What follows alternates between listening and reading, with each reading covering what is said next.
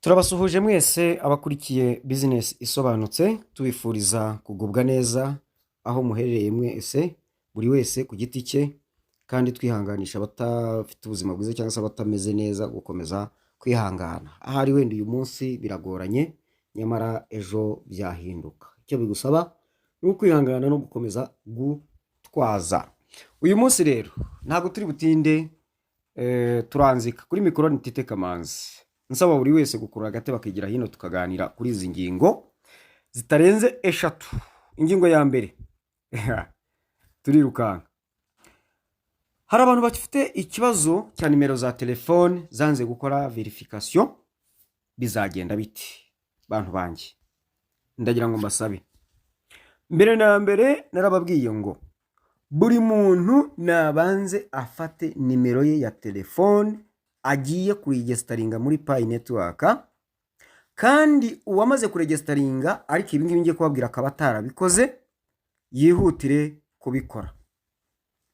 Mbere na mbere iyo nimero ya telefone igomba kuba ihujwe na Facebook account yawe.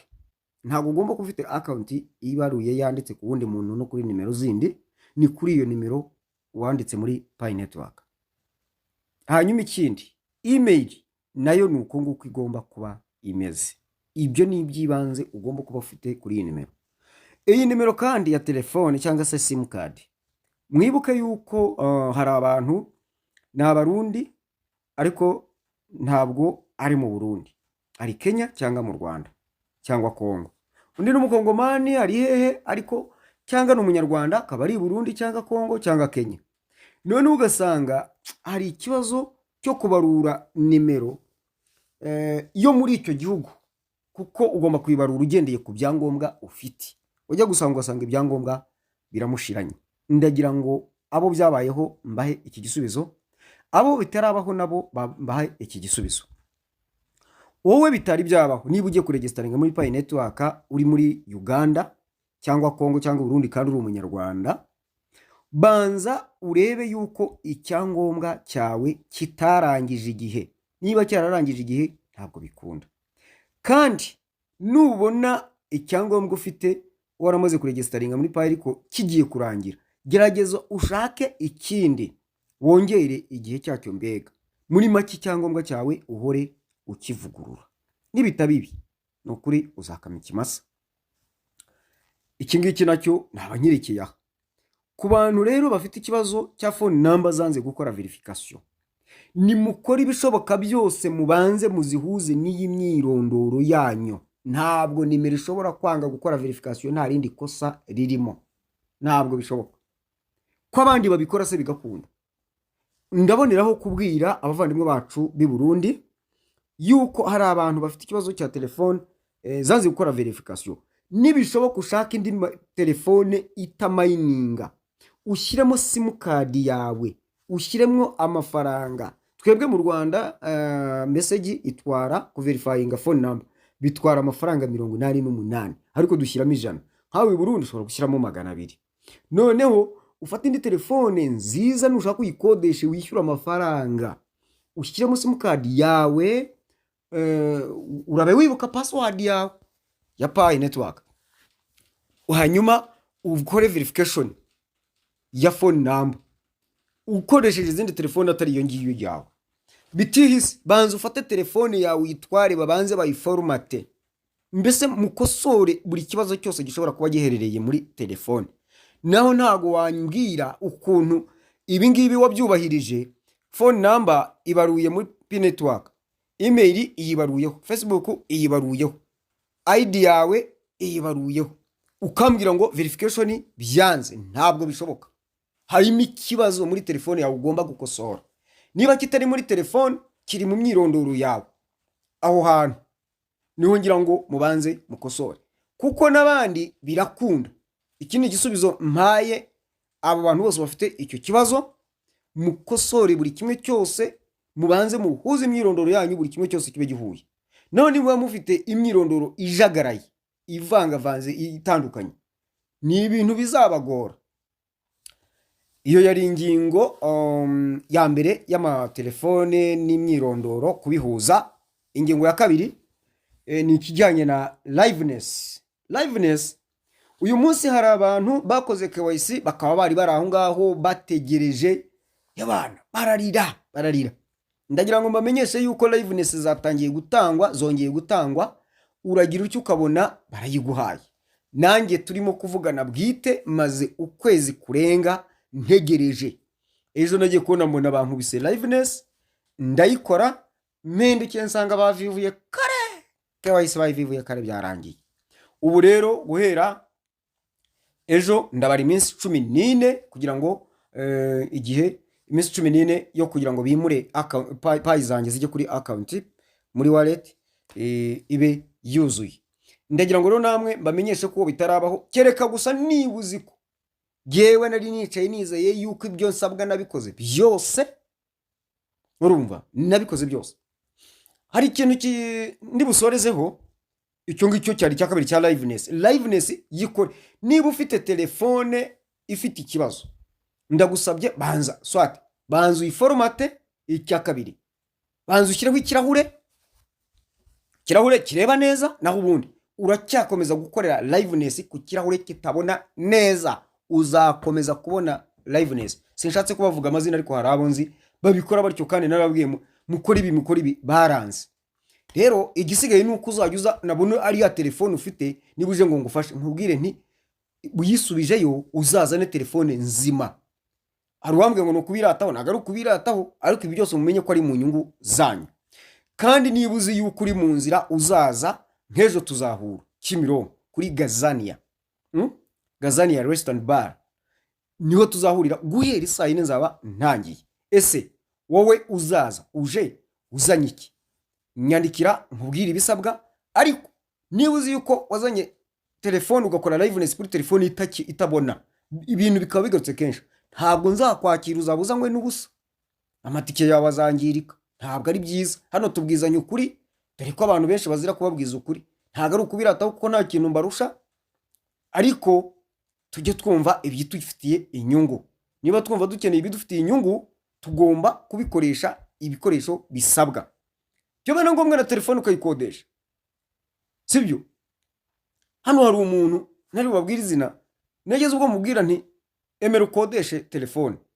Yari ikoresha ariko telefone dusanga nayimenetseho, byaragoranye, ariko byaje kurangira liveness ngira ngo ikunze.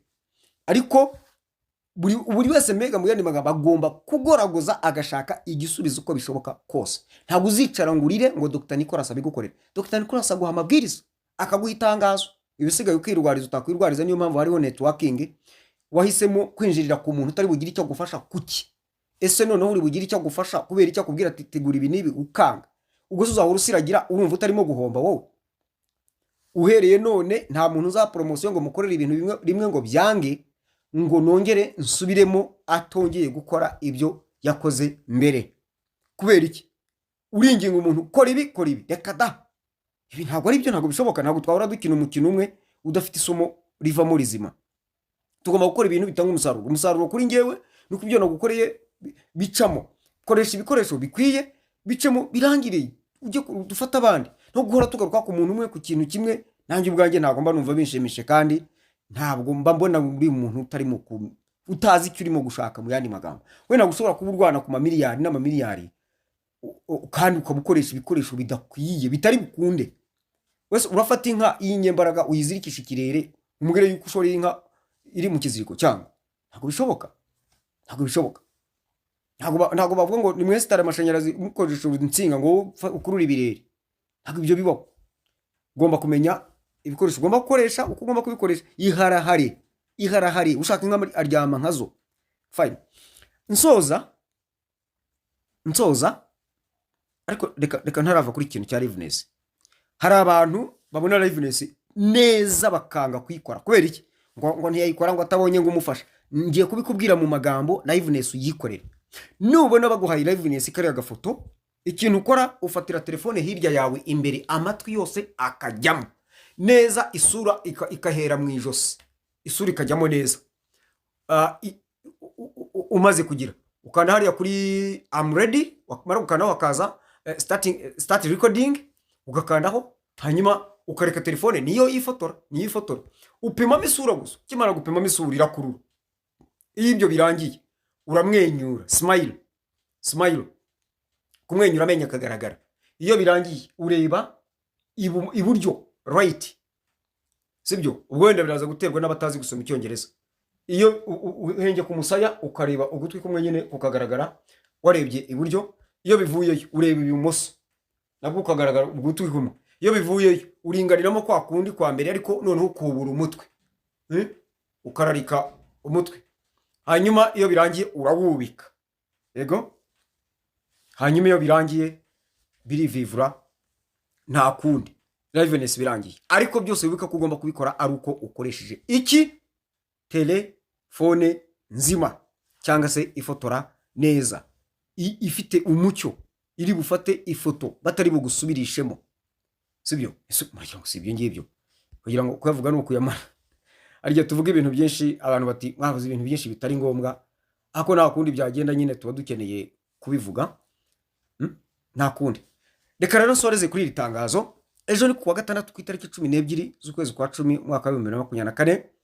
Abantu bakeneye gufashwa tuzahura mu mujyi wa Kigali kuri Gazania Restaurant Bar guhera saa 4. Uranyandikira inbox, uranyandikira, muraza kubona hano kuri link munsi ya titre, muraza gukandaho muri description hakandeho urabona link ya, ariko si ngombwa ngiye gushyiraho link y'urubuga duhuri, ariko wowe nyandikira uti nzaza, cyangwa unampamagare umbwira uti nzaza, ndashaka kuza ejo, ndabategereje. Ariko mbere y'uko uza mpamagara nkubwire ibisabwa. Ibyo nutabikora uzirushya kandi usubireyo amaramasa. Tugomba kubanza kuvugana, nkamenya, ntago nakwakira isi yose, nakira abantu bakeya. Abo bantu bakeya rero tugomba kuba twavuganye, ntabwo nakwakira tutavuganye. Niba uzi kuzaza tutavuganye n'akazi kawe, ibindi uzabyikorera. Ngayo nguko ndashaka kubafasha ku buryo uku kwezi kwa 10 kabisa tuba dukoze igikorwa gikomeye cyane cyo gukemura ibibazo dufite muri network yacu, kuri konte zacu, bikaba bihereye ku ruhande. Naho ubundi kwezi kwa 11 shanda kurahiye niko kwa nyuma baduhaye payi bazazi kwa utagize gute. Abantu benshi bafite KYC, nongere mbasabe yuko buri wese ajya kanda agera hariya tumayiningira, kandi mu dukoni dutatu ibumoso hejuru, akandi muri Pi browser, nimara gufunguka kandi hariya munsi ahari handitse ngo sign in to Pi browser, alternative sign in to Pi browser, no, hasi alternative sign in, hasi muri mubara ya move, kandi ho yinjire muri Pi browser, kandi muri KYC irodinge arebe yuko bayimuhaye. Uzayibwirwa n'ikiganza kiramukanya cyambaye amakote mu ibara ry'umuhondo, banditse hejuru ngo nice to meet you mu cyongereza. Mu gifaransa ntago nibuka neza ukuntu haba handitse, ariko nuko nguko bimeze, umenye yuko baguhaye KYC. Ukimara kuyifungura hahandi iriya kuri profile itangira kujya yikaraga. Hanyuma rero muzuze ibisabwa, bitari ibyo abantu benshi bashobora kamikimasa bagira ngo ninyana, kandi turi hano kugira ngo tubafashe nicyo tuba tubabwira. Mukomeze mugubwe neza, muhahe muronke, tubifuriza ibyiza byose. Ntimwibagirwe gukanda subscribe batayikora, mukande kuri like, mwandike muri comment, ariko munasharinge, muhererekanye ikiganiro kugira ngo benshi barusheho kugira ibyo bamenya bunguki. Murakoze cyane, muryoherwe na weekend tugiye kwinjiramo uyu munsi. Murakoze.